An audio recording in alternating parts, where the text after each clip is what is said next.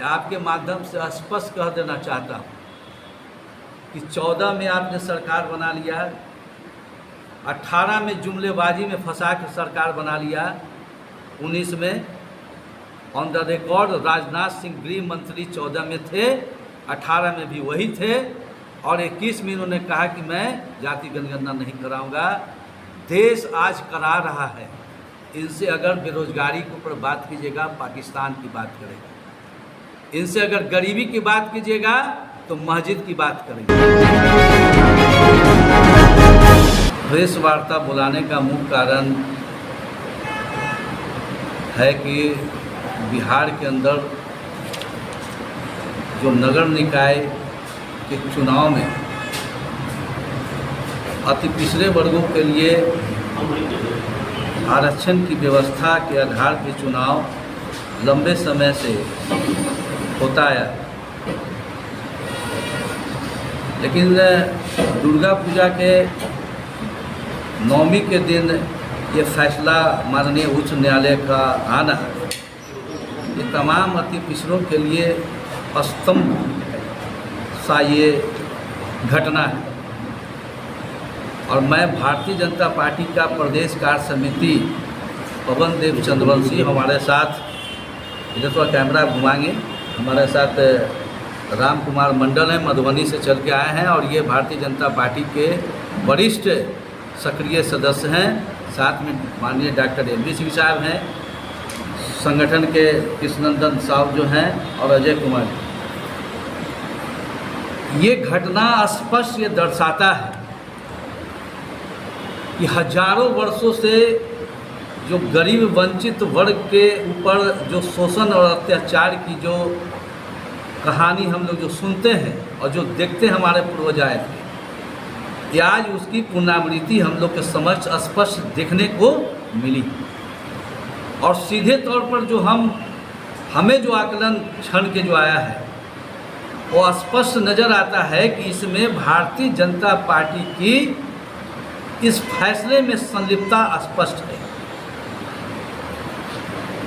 और जब इस फैसले से भी जोड़कर देखता हूं, जब भारतीय जनता पार्टी सत्ता में आने से पहले मोदी का चेहरा अति पिछड़े वर्गों के नाम पे वो प्रवेश कराता है, वोट लेता है, सरकार बनाता है और फिर महत्वाकांक्षी जो हमारी लंबे समय से जो मांग चली आ रही थी कि देश में 1931 के बाद अति पिछड़े और पिछड़ों को अगर न्याय अगर करना है तो उसके लिए देश में पुनः जातिगत जनगणना कराना आवश्यक है।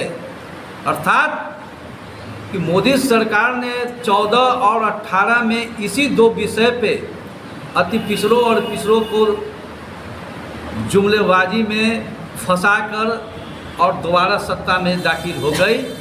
लेकिन सत्ता में आने के बाद फिर उसने 28 जुलाई 2021 को कहती है कि हमारी नीतिगत फैसला है देश में जातिगत जनगणना।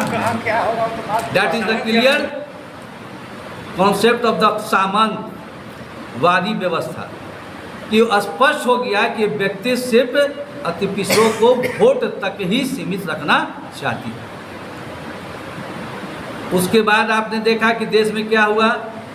ये तो खुशी की बात है कि बिहार के अंदर 1931 के बाद 91 वर्ष के बाद अगर देश में कोई जातिगत जनगणना कराने का साहस अगर किसी ने किया गरीबों के लिए तो माननीय नीतीश कुमार।